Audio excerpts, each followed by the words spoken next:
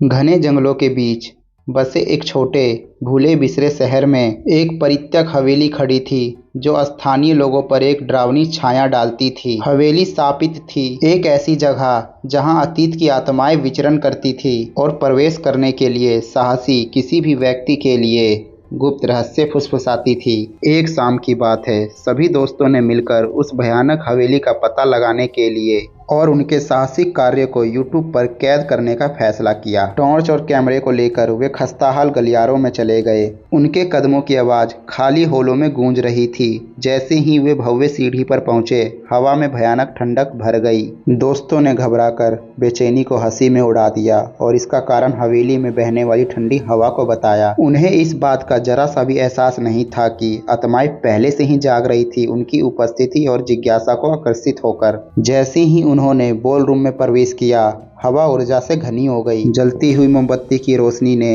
Wallpaper पे भयानक छाया डाली। अचानक एक दूर की आवाज कमरे में गूंज उठी, एक फीकी भूतिया धुन जिसने उनकी रीढ़ में सिहरन पैदा कर दी। उन्होंने एक दूसरे पर चिंता भरी निगाहें डाली, यह महसूस करते हुए कि वे अकेले नहीं थे। उनके कैमरे में अंधेरे में नाचती हुई रोशनी की अजीब गोलियां कैद की और खामोश हवा में फुसफुसाहट गूंज उठी। हर कदम हवेली के इतिहास को जगाता हुआ प्रतीत होता था, खोए हुए प्यार और विश्वासघात की दुखद कहानी को उजागर करता था। हवेली की दीवारों के भीतर छिपे रहस्य को उजागर करने के लिए दृढ़ संकल्प होकर दोस्त आगे बढ़ते रहे। पुरानी लाइब्रेरी में धूल भरी किताबों में एक निषिद्ध रोमांस की दुखद कहानी सामने आई, जिसका अंत दिल टूटने और मौत में हुआ। जैसे जैसे फुसफुसाहटें और अधिक तीव्र होती गई, दोस्त का अतीत बोझ अपने ऊपर दबता हुआ महसूस हुआ। परछाइयां दीवारों पर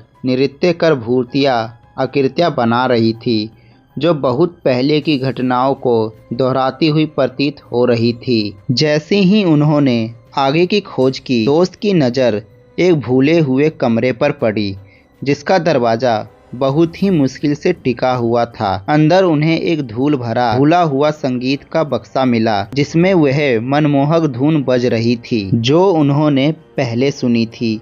ऐसा लग रहा था कि कमरा समय के साथ जम गया है, अतीत के दर्द को संरक्षित कर रहा है। अचानक तापमान गिर गया और कमरे में ठंडी हवा चलने लगी। दोस्त को एक अदृश्य उपस्थित महसूस हुई और संगीत बॉक्स बंद हो गया। जब दरवाजा खोलने के लिए उन्हें बहुत संघर्ष करना पड़ा, तो उनमें घबराहट फैल गई। उन्हें ऐसा महसूस हुआ कि वे अपनी समझ से परे किसी ताकत के साथ कमरे में फंसे हुए हैं। हवेली के अंतिम निवासियों की दुखद कहानी बताने वाली फुसफुसाहटें तेज होने के साथ ही हवा में निराशा भर गई। दोस्तों ने भागने की पूरी कोशिश की, लेकिन कमरा वास्तविकता के नियमों के अवहेलना करता हुआ प्रतीत हुआ।